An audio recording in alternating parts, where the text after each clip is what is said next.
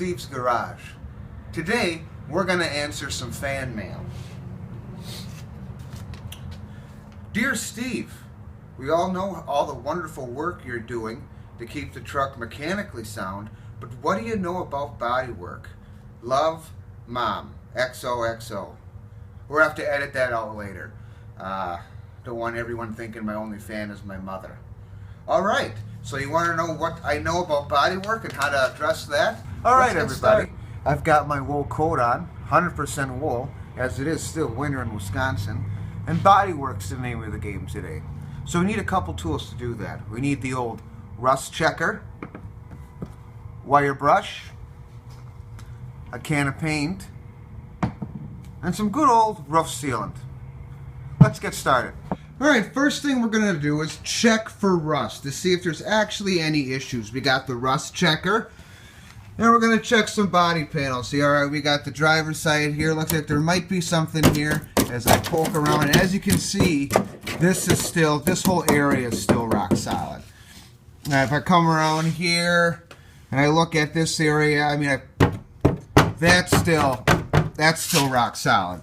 The big thing with rust, everybody, is to approach it before it becomes a real problem. If I come into this area here, let me prop my light up so you can see better. You can see right here that there is not a whole lot. There might be a little loose section there, but there is not a whole lot falling apart here, people.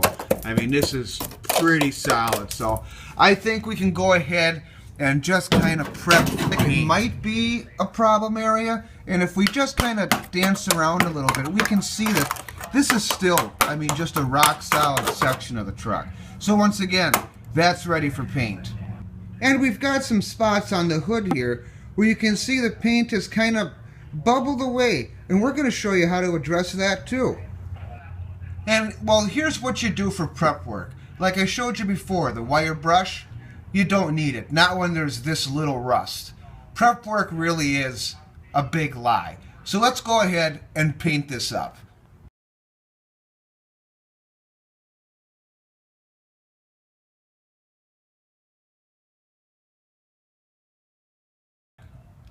And look at that whole section now. Rust? What rust? And what's nice about using the rattle can is you can really blend it in to the existing paint. Let's continue on.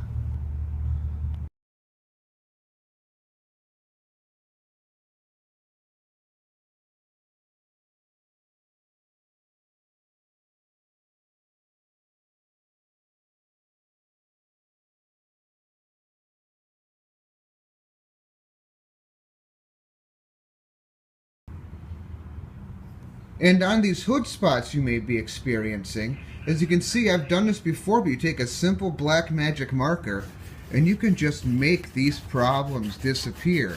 Once again, it's just really important to make sure that you kind of blend it in just a little bit with the surrounding areas. And you see that?